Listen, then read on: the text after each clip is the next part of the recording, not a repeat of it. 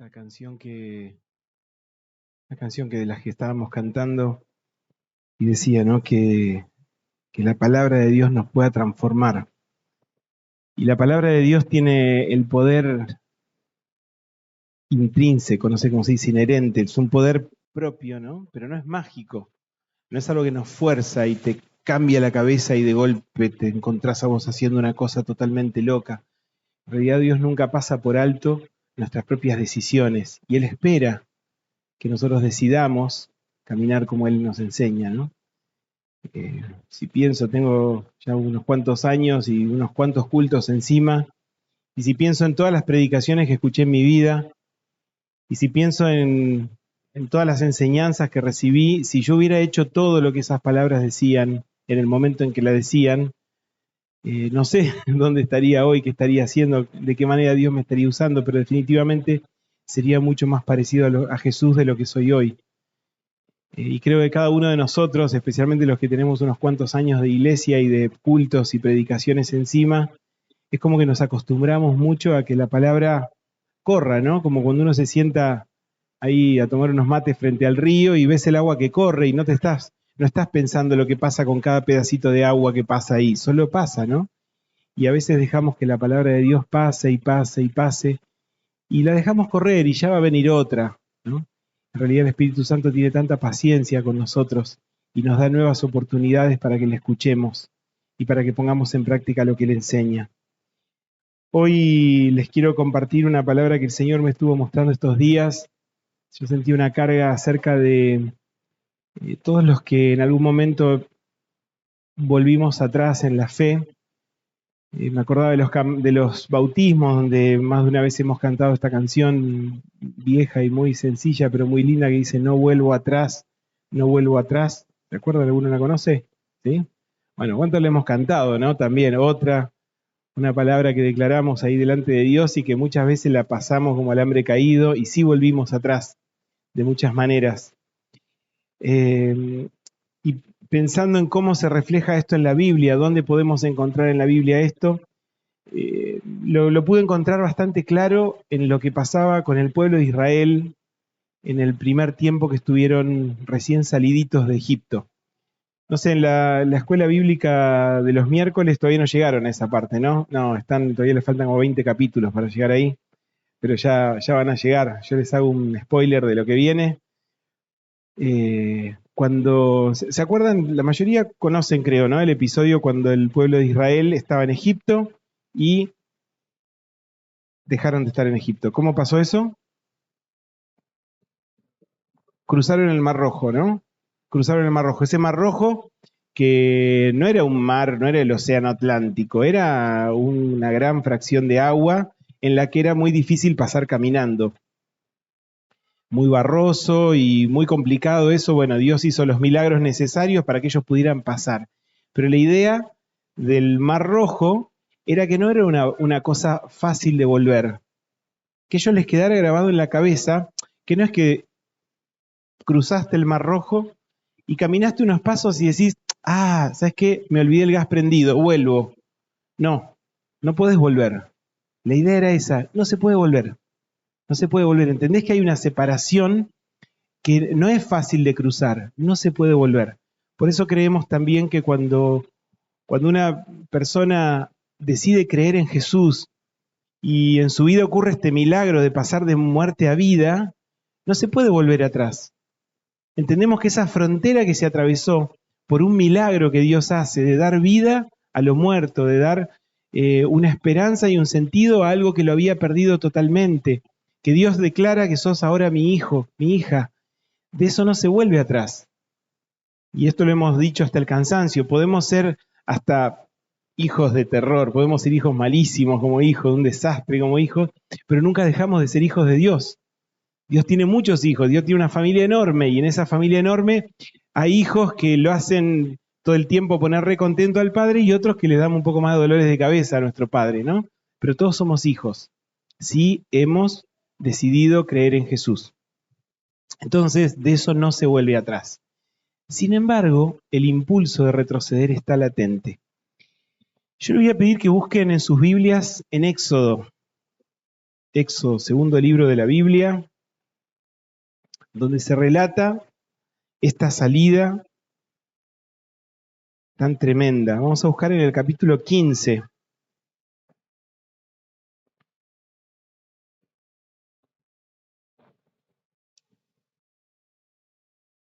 En los capítulos 13 y 14 se cuenta este milagro enorme de cruzar este mar rojo que le llamaban, ¿no? Y en el capítulo 15, después que pasó el culto, ellos hicieron un super culto del otro lado, ¿no? Cuando empezaron a celebrar lo que Dios había hecho en ellos. Pero bueno, todos los cultos en algún momento se terminan y todos tenemos que volver a casa y seguir nuestras vidas, ¿no? Bueno, ellos no volvieron a su casa anterior, pero tenían un camino para seguir, que era hacia adelante, y ellos empiezan a caminar. Y dice en el versículo 22, capítulo 15, versículo 22, dice: Moisés les ordenó a los israelitas que partieran del Mar Rojo y se internaran en el desierto de Sur. Y los israelitas anduvieron 3 días por el desierto sin hallar agua. Llegaron a Mara, lugar que se llama así porque sus aguas son amargas, y no pudieron apagar su sed allí. Comenzaron entonces a murmurar en contra de Moisés y preguntaban: ¿qué vamos a beber? Entonces, bueno, después de esto no nos vamos a focalizar en lo que Dios hizo. Dios hizo un milagro en el que volvió tomables esas aguas que eran un asco, y ellos pudieron zafar ahí. Y después en el versículo 27, a ver si dije bien, sí, en el versículo 27 dice: después los israelitas llegaron a Elim, donde había 12 manantiales y 70 palmeras, y acamparon allí cerca del agua. Las palmeras no sé si les servían algo porque eran como, no sé, como 500.000 personas o más, no sé cuántos eran. Definitivamente todos amontonados abajo de las palmeras no entraban, pero había agua, agua en abundancia. Así que ellos pasaron por esa primer prueba de su fe, ¿no?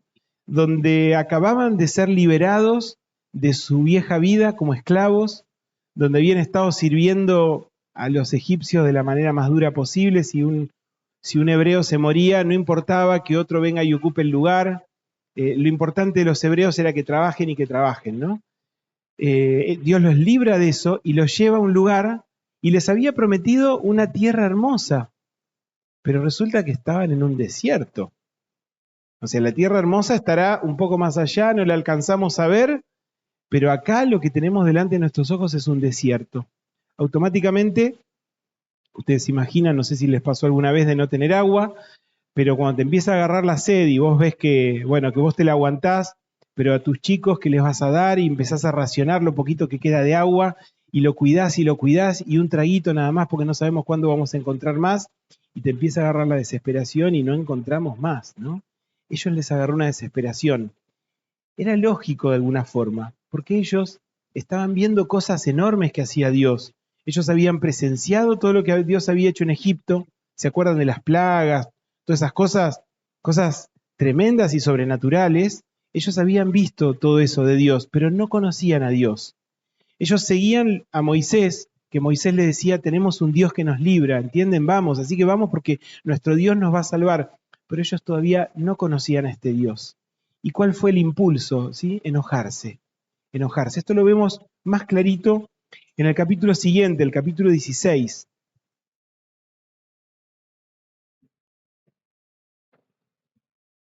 Dice: toda la comunidad israelita partió de Elim. ¿Se acuerdan que habían llegado a Elim, que era el lugar con las palmeras y los manantiales estos?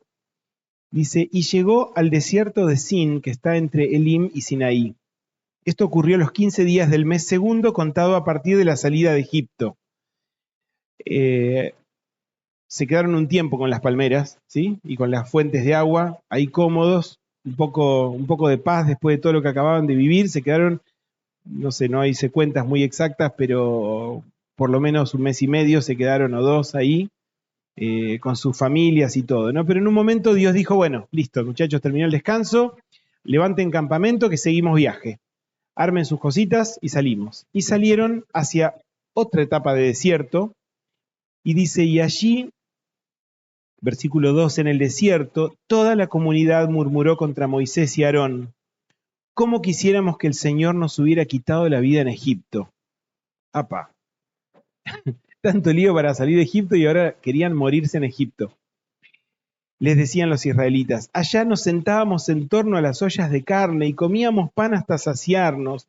Ustedes han traído a nuestra comunidad a este desierto para matarnos de hambre a todos.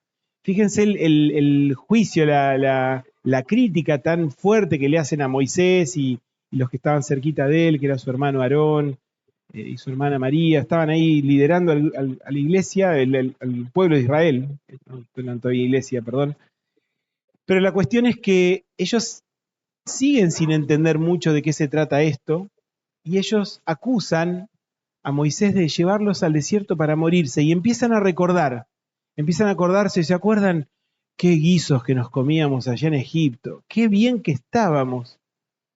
Y esto es algo que a mí me resulta asombroso, porque vieron que, no sé si han escuchado, que las personas tenemos memoria selectiva, o sea, de alguna forma nuestro cerebro elige qué recordar y qué olvidar. No sé si siempre somos conscientes de eso, pero ocurre, ¿no? Entonces ellos de golpe milagrosamente se olvidaron, amnesia total, de todo lo que trabajaban hasta morirse, de las amenazas constantes sobre las familias, la posibilidad permanente de muerte que tenían encima. Cualquier egipcio que se le cantaba matar a un hebreo no importaba. Y de golpe todo esto desapareció y lo único que venía a su mente eran las ollas de carne y el pan, todo lo que podíamos disfrutar ahí. Vos decís, pero si ni siquiera lo disfrutaban. Entonces, ahí empiezan a fantasear ellos con la posibilidad de volverse. No pueden volver, no está fácil para volver, pero empiezan a recordar y lo enfrentan a Moisés con eso. O sea, si vos querés que estemos bien, tenemos que tener eso que teníamos antes. Queremos la libertad nueva más la comida de antes.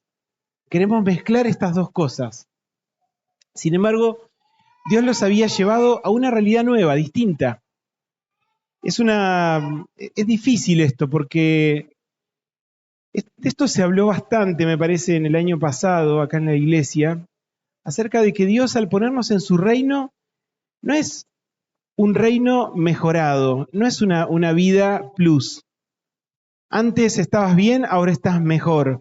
Antes estabas bien, pero tenías unos problemas psicológicos. Ahora estás bien, pero ya no tenés los problemas psicológicos.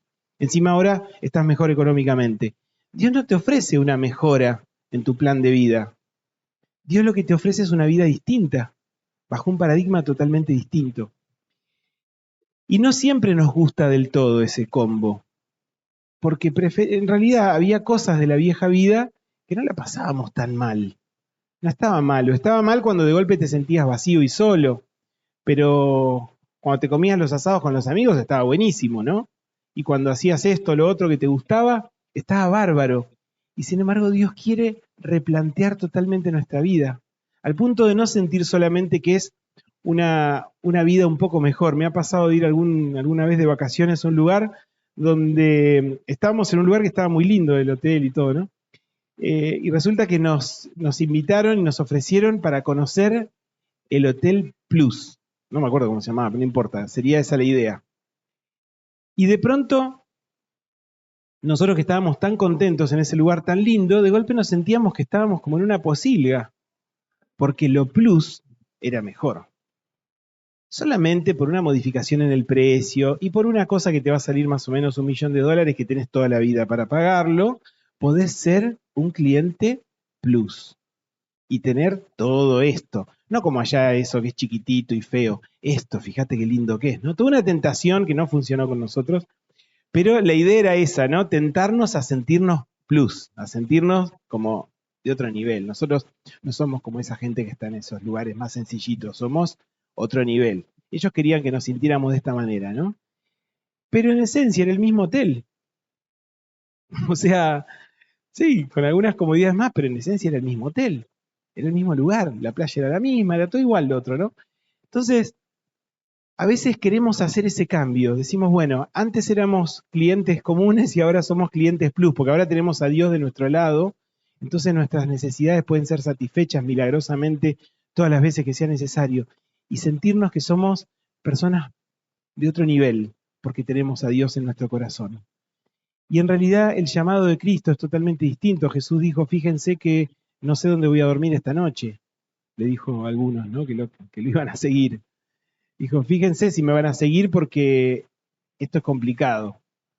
Entonces, este llamado que Dios nos hace es a vivir una vida tan distinta, pero nosotros seguimos queriendo, así como medio cabezaduras, eso anterior, ¿no? Y nos frustramos, y viene frustración porque por ahí no obtenemos lo que deseamos. Muchos hemos llegado a Cristo porque había un problema tan grande en nuestra vida, en nuestra familia, en nuestra casa, en nuestro entorno. Había un problema tan gordo que no le encontramos solución y vamos al Dios que tiene todas las soluciones, ¿no?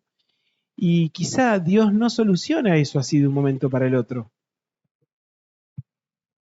Ah, no, pará, yo vine acá porque me dijeron que acá encontraba solución y resulta que vine, me anoté, ya me registraron acá, hice todo lo que me dijeron y la solución no aparece. Acá debe haber algo mal en la letra chiquita. No, no hay letra chiquita. Es la palabra de Dios. Bueno, a veces tiene letra chiquita, pero es toda la letra chiquita de última. Así esto igual. Tenemos que leerla toda. Después, algo que también nos resulta muy incómodo son las rutinas. A muchos no les gustan las rutinas. Quizá por cuestiones de personalidad que son totalmente entendibles, todos somos diferentes. Hay personas que se sienten súper cómodos con su rutina organizada y se sienten muy estables levantándose todos los días a la misma hora y trabajando en el mismo trabajo, con las mismas personas, con desafíos más o menos parecidos. Y hay personas que eso les resulta profundamente aburrido y para nada estimulante.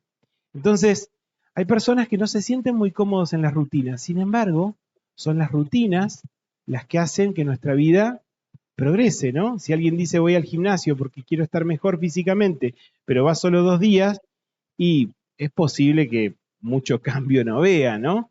O sea, necesitamos incorporar una rutina saludable para lograr resultados saludables. Bueno, esto en el reino de Dios pasa así también. Habemos rutinas, hay rutinas en la iglesia y que son necesarias, que no podemos solo saltearlas. Hay hermanos que los consideramos hermanos porque creemos realmente que han creído en Jesús y que Jesús está en sus corazones, pero solo los vemos cuando hay un culto especial, una ocasión especial. Está bien, si pueden vivir con eso, bien, no sé, qué sé yo, Dios es su Dios y sabrá cómo manejarlo, ¿no? Pero no podemos vivir de cultos especiales. Y por ahí cuando no hay cultos especiales acá, pero ahí en otra congregación, van a otra congregación o a un estadio, a algún lugar donde hay un evento que está buenísimo cuando podemos aprovechar esas cosas especiales, pero no puede depender nuestra vida de cosas especiales. Necesitamos sostener una rutina saludable en nuestra vida espiritual, ¿no? Después también surgen incomodidades por las carencias, que a veces esas carencias pueden ser carencias afectivas, quienes están anhelando poder formar una familia, quienes se sienten solos, quienes no tienen amigos, no tienen una familia de sangre con quien compartir y se sienten muy solos, y hay carencias, puede haber carencias materiales también, y a veces Dios no resuelve todo eso. Y no lo resuelve, a veces lo resuelve más tarde, a veces lo resuelve más temprano, pero en el medio uno no sabe, ¿no? El que le resolvió más tarde algo, el que esperó 20 años una respuesta de Dios, pasaron 20 años en los que realmente no sabía lo que iba a pasar y se sostuvo en fe pensando, bueno, Dios en algún momento va a responder esto, pero la solución todavía no apareció, ¿no es cierto? Y por mucho tiempo eso no ocurrió. Entonces, ¿cómo se sostiene esto, no? Qué difícil que es. En esos momentos dan ganas de volver atrás, de bajar los brazos, de decir esto quizá no valga la pena, esto quizá no es lo que yo esperaba, ¿no? Y uno se frustra. Pero cuando vamos a la presencia de Dios y nos metemos en ese culto, o en tu casa, vas a tu habitación y te metes ahí, empezás a clamar y buscar a Dios, y empezás a alabar, y de golpe, no sé si lo viviste esto, y si no lo viviste te animo a que lo hagas, algo empieza a pasar y de golpe toda esa nube oscura que decías no vale la pena, esa nube oscura que te decía estás perdiendo tiempo ahí, se empieza a correr y como cuando está un día súper nublado y de pronto se empieza a abrir el cielo y se empieza a poner linda la tarde, cómo cambia, ¿no? Todo, bueno, y así nuestra vida empieza también a como liberarse, porque las nubes empiezan a correr, pero todo porque buscamos al Señor y nos ponemos en su presencia y dejamos que su Espíritu Santo empiece a hacer en nosotros y a tocarnos y a volvernos a nuestro centro, al lugar donde debíamos estar. Todo esto les pasó al pueblo de Israel. Un poquito de tiempo después, ellos estaban ahora en el desierto, los dejamos en el desierto de Sin, que está entre Elim y Sinaí. Después de esto, ellos llegan a Sinaí. ¿Se acuerdan alguno de ustedes qué pasó en Sinaí? A ver si se acuerdan. Escucho murmullos, pero los 10 mandamientos, las tablas de la ley, bien. También un momento intenso donde los hebreos se asustaron tanto por la presencia de Dios. Era medio como atemorizante la manera en que Dios se presentó porque había una montaña ahí y que dice que la montaña echaba humo, había rayos y ay, ay, ay. Se asustaron tanto con este Dios, pero empezaban a tener una conciencia de que este Dios estaba ahí. No era algo que decía Moisés, Dios estaba ahí, ¿no? Y que había que tenerle mucho respeto a este Dios, no era cuestión de tomárselo así a la liviana, ¿no? Entonces le dijeron ahí a Moisés, y eso fue un poco triste, ¿no? Le dijeron, mira, ¿sabes qué? Este Dios nos asusta mucho, mejor que te hable a vos y vos contanos, ¿no? Y ahí empezó de alguna forma el sacerdocio, una persona que está entre Dios y nosotros, que gracias al Señor, con Cristo, eso se terminó definitivamente y no necesitamos nadie que se meta entre nosotros y Dios, cada uno de nosotros podemos hablar directamente con el Padre. ¿Y qué pasó ahí? Bueno, aparte de lo de las tablas de la ley, que muchos de ustedes ya conocen la escena esa, no vamos a llegar ahí, después Dios dice otras cosas. Y vamos a buscarlo en Deuteronomio capítulo 5. Deuteronomio capítulo 5. Y ahí Dios le dice algo que tiene que ver con lo que va a pasar después. En el versículo 32,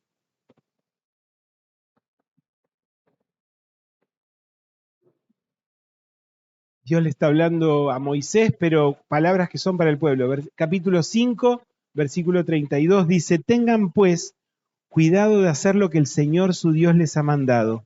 No se desvíen ni a la derecha ni a la izquierda.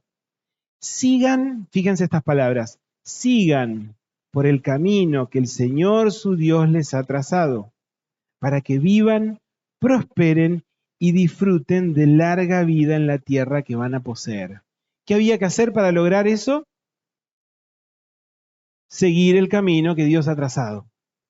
No servía el atajo, no servía el, bueno, me siento y espero, en algún momento va a pasar algo. Había que seguir el camino. Esa era la indicación que Dios les dio. Ahora vamos a saltar a la carta de los Hebreos. Por favor, busquen en la palabra la carta de Hebreos capítulo 10.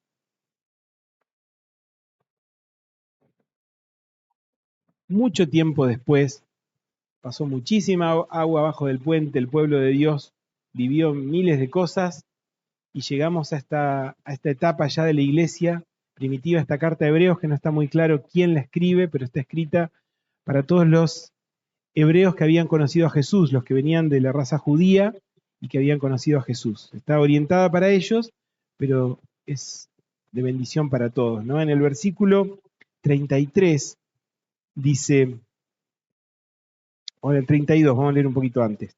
Dice, recuerden aquellos días pasados cuando ustedes, después de haber sido iluminados, sostuvieron una dura lucha y soportaron mucho sufrimiento. Unas veces se vieron expuestos públicamente al insulto y a la persecución. Otras veces se solidarizaron con los que eran tratados de igual manera. También se compadecieron de los encarcelados y cuando ustedes les confiscaron sus bienes, lo aceptaron con alegría, conscientes de que tenían un patrimonio mejor y más permanente. Fíjense, para los nuevos cristianos de esa época, lo que podía implicar su nueva fe. Yo no sé qué tuviste que perder vos cuando llegaste a Cristo. Muchos hemos tenido que dejar cosas atrás, ¿no? Pero no sé si de esta manera tan violenta como describe acá. Ellos tenían que vivirlo y dice en el versículo 34, dice, cuando ustedes les confiscaron sus bienes, lo aceptaron con alegría. No sé si de golpe vienen y te dicen, chau, te sacamos todo lo que tenés, te expropiamos tu cuenta de banco, te sacamos tu casa a la calle porque sos cristiano. No sé con cuánta alegría recibirías eso, ¿no? Sería pesadito, no estamos acostumbrados. Ellos parece que era tan normal que ya el apóstol, que el apóstol Pablo iba a decir porque se supone que es él, pero no se sabe bien quién fue. Bueno, el escritor de esta carta les dice a la iglesia, le dice, cuando a ustedes les pasó esto, o sea, a muchos les había pasado esto tan dramático, ¿no? Y lo llamativo es que le está hablando a personas que están ahí escuchando, leyendo. O sea, no se fueron. Les pasó todo eso y no se fueron. No volvieron atrás. pero la cosa estaba latente. Y en el versículo 35, y esto ya vamos terminando, esta parte dice, así que no pierdan la confianza, porque ésta será grandemente recompensada. Ustedes necesitan perseverar para que después de haber cumplido la voluntad de Dios reciban lo que Él ha prometido. Pues dentro de muy poco el que ha de venir vendrá y no tardará, pero mi justo vivirá por la fe, y si se vuelve atrás no será de mi agrado. Pero nosotros no somos de los que se vuelven atrás y acaban por perderse, sino de los que tienen fe y preservan su vida. Cada persona que retrocedió en sus pasos en la fe, o se quedó plantado en un lugar, que a veces quedarse plantado en un lugar es muy parecido a retroceder, no se avanza, todos siguen avanzando y la persona que se queda parada no avanza, o sea, todos siguen avanzando y se queda parado, es muy parecido a retroceder eso, ¿no? Es un lugar tan peligroso, es un lugar tan peligroso el de retroceder y quedarse plantado en un lugar y no seguir avanzando. El enemigo busca. Yo no puedo generalizar y decir les pasa esto, les pasa lo otro. Cada uno tiene su experiencia de los que llegan a ese punto, ¿no? Pero que es un lugar de extrema peligrosidad, donde estamos recontraexpuestos al enemigo de Dios que nos quiere hacer pomada, no porque seamos muy importantes nosotros, sino porque él ve el amor que Dios tiene por nosotros y quiere arruinarle el negocio a Dios. Entonces la manera de arruinarle el negocio a Dios es desarmar las vidas de los hijos de él, de los hijos que Dios engendró por el sacrificio de Jesús. Bueno, el enemigo quiere hacernos pomada para arruinarle el negocio a Dios, ¿no? Entonces, cuando nos quedamos atrás, estamos en esa posición. Pero a mí lo que me llama mucho la atención en este pasaje, este último pedacito que acabamos de leer, lo perdí acá, es que dice, ustedes necesitan perseverar para que después de haber cumplido la voz de Dios, la voluntad de Dios, reciban lo que Él ha prometido. ¿Qué es lo que prometió? Bueno, hay muchas promesas de Dios. Hay algunas que tienen que ver directamente con nuestra vida en el cielo, ¿no? Esas definitivamente está muy claro que vienen después, o después de la muerte, o después que el Señor nos lleve como iglesia, como familia suya, al cielo. Pero hay un montón de promesas que tienen que ver con nuestra vida acá. Y nosotros queremos que se cumplan antes de hacer lo que Dios dice. ¿Cómo? ¿Cómo? Claro, si Dios me bendice, entonces yo lo voy a seguir. Como hizo, creo que era Jacob en un momento que se puso a negociar con Dios y le dijo, si vos me bendecís, me ayudás, me prosperás, me acompañás, me allanás el camino, todas esas cosas, entonces yo te voy a seguir, te voy a dar mis diezmos y no sé qué. O sea, lo puso ahí a Dios. O sea, vos querés que yo te bendiga, que yo te dé lo que es tuyo y todo, bueno, entonces primero bendecime. Y Dios hace al revés. El principio de Dios nunca fue ese, sino exactamente al revés. Primero das y después Dios te da. Primero pones tu vida y Dios te da. Dios te bendice. Entonces, no podemos hacer depender nuestra fidelidad y nuestra permanencia de las bendiciones de Dios. Es antibíblico. No podemos. Y fíjense la cantidad de veces que porque Dios nos cerró la canilla con alguna bendición, nos enchinchamos y no, ya no es lo mismo, y ya no queremos ir y perdemos el entusiasmo y andamos tristones, y si alguien nos trata de levantar el ánimo, tratamos de que no nos moleste, porque no, ya no es lo mismo, ¿no? Y como que alimentamos toda esa cosa. Y lo que Dios dice es, sé fiel. Estas personas a quien escribe el escritor de Hebreos, que perdieron todo por seguir a Jesús, y están ahí leyendo, no se fueron, ¿no? Y termina diciendo, porque nosotros no somos de los que retroceden, no somos de los que se vuelven atrás y terminan por perderse. Dice, eso lo dice en la versión NBI, la NTV dice los que se apartan de Dios. Lenguaje actual dice los que dejan de ser fieles. O sea, llamalo como quieras, pero está todo eso flotando ahí. Está todo eso flotando. Entonces, ¿vos cuál sos? ¿Yo cuál soy? ¿Qué estoy esperando que pase para ser fiel al Señor? ¿Qué estoy esperando que suceda para cumplir lo que Dios espera de mí? Si dijo el apóstol Pablo, dijo que ya los que viven, que ya no vivan para sí, sino que vivan para aquel que murió y resucitó para rescatarlos. Nosotros somos eso. Jesús murió y resucitó para darnos vida y que ya no vivamos para nosotros, ¿no? Pero muchas veces seguimos atrapados en esa vida egocéntrica. ¿Cómo me siento? ¿Qué hacen por mí? ¿Cómo me cuidan? ¿Cómo me acompañan? ¿Alguien se acuerda de mí? ¿Me tienen presente? Dios me está dando, Dios me está bendiciendo.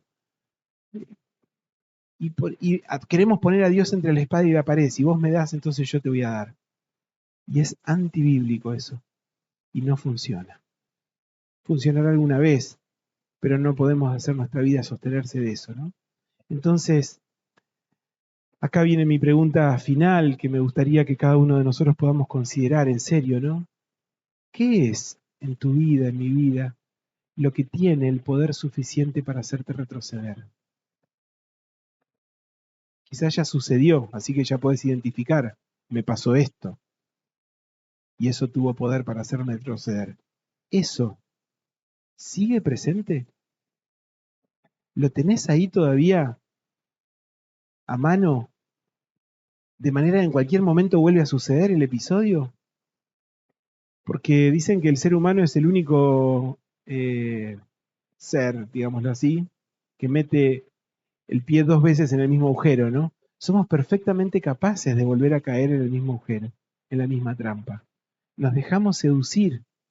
Dice, por ahí el apóstol Pablo dice que no desconocemos las artimañas del enemigo, y estaría buenísimo, y por fe quiero creer que es así. Pero en la práctica me encuentro con que muchas veces caemos tontamente en las mismas artimañas del enemigo, porque el enemigo es tan vivo que sabe por dónde buscarnos, sabe cuál es nuestra pata débil, sabe, y vuelve por ese lado. ¿Y nosotros qué hacemos? Lo mismo, nos dejamos envolver otra vez. Entonces, ¿qué es en tu vida lo que tiene el poder de hacerte retroceder?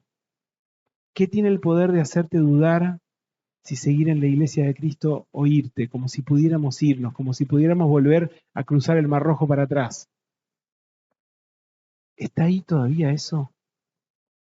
Si ya sucedió antes, ¿está todavía ahí? Porque si está ahí, guarda.